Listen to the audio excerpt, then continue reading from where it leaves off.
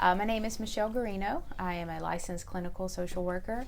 I am currently in the position of senior lecturer in the social work department at North Carolina State University.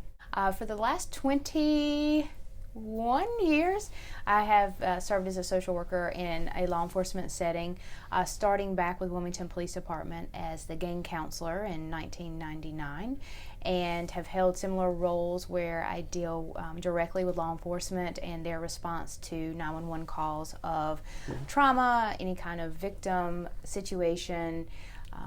Worked with homicide, suicide, domestic violence.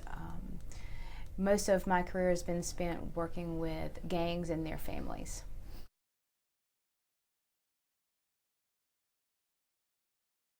There are some that do have discretion when they record, and then some that some are are always automatic. record, right? Yep, and some that are it depends widely on funds.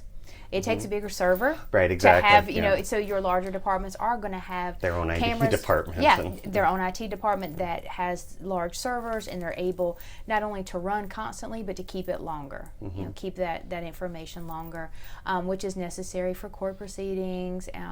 It's pretty important for me as a social worker because there are times I want to go back and look at that particular footage, especially if I'm looking at someone that we're dealing with frequently, someone who has habitual mental health issues, and maybe they're having certain behaviors in the street, or they're having certain behaviors at a park, and a concerned citizen calls.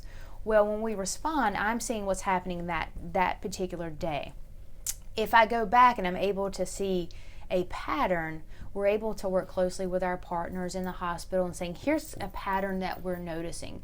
And without that, because my job, you're responding quickly. You've got a notepad. Right. You're keeping charts and documents, but not to to the same level as an outpatient And therapist. if you're not on scene immediately, you're relying on the officer's notes, which those subtleties that you can look at. Right. That's not their priority in that moment. Right.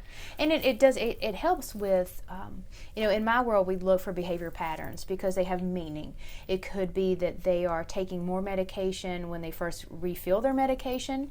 And, if there's a date that's a pattern, if there is a trigger that's a pattern, we're able to use that to help us provide effective treatment to that person that's going through that.